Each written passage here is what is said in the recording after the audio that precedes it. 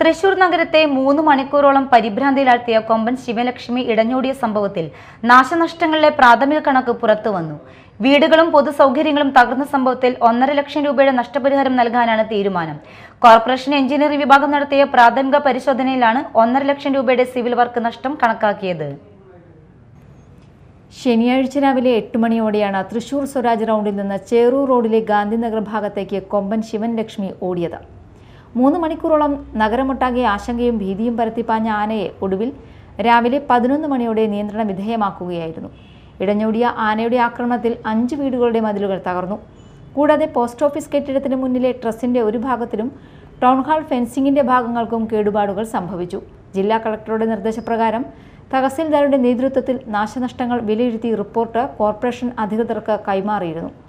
Corporation engineering വിഭാഗം നടത്തിയ പ്രാഥമിക പരിശോധനയിലാണ് 1.5 ലക്ഷം രൂപയുടെ സിവിൽ വർക്ക് നഷ്ടം കണക്കാക്കിയത്. അതേസമയം വാഹനങ്ങൾക്കുണ്ടായ നഷ്ടങ്ങൾ ഇതിൽ ഉൾപ്പെടുത്തിയിട്ടില്ല. പെരിങ്ങാവ് വില്ലേജ് പരിധിയിൽ 5 സ്കൂട്ടറുകളും 1 കാറും, തൃശൂർ വില്ലേജ് പരിധിയിൽ 1 കാറും 1 ഓട്ടോറിക്ഷയും ആന തകർത്തതായാണ് റിപ്പോർട്ട്. വാഹനങ്ങളുടെ നാശനഷ്ടം വിലയിരുത്തുന്നതിനായി പ്രത്യേക ഏജൻസിയുടെ പരിശോധന കൂടി നടക്കും. ഇടഞ്ഞോടിയ ആനയ്ക്കും വാഹനങ്ങൾക്കും ഇൻഷുറൻസ് പരിരക്ഷയുള്ളതിനാൽ വാഹന ഉടമകൾക്ക് നഷ്ടപരിഹാരം ഇൻഷുറൻസ് വഴിയും ലഭിക്കുമെന്നാണ് സൂചന. 3 മണിക്കൂർ നഗരത്തെ ആശങ്കയിലാഴ്ത്തിയ ശിവം ലക്ഷ്മിയുടെ ഇടയൽ വലിയ ദുരന്തമാകാതെ അവസാനിച്ചെങ്കിലും ഉത്സവകാല സുരക്ഷാ ക്രമീകരണങ്ങളെക്കുറിച്ചുള്ള ചർച്ചകൾ വീണ്ടും ശക്തമാവുകയാണ്. Media time, Thrissur.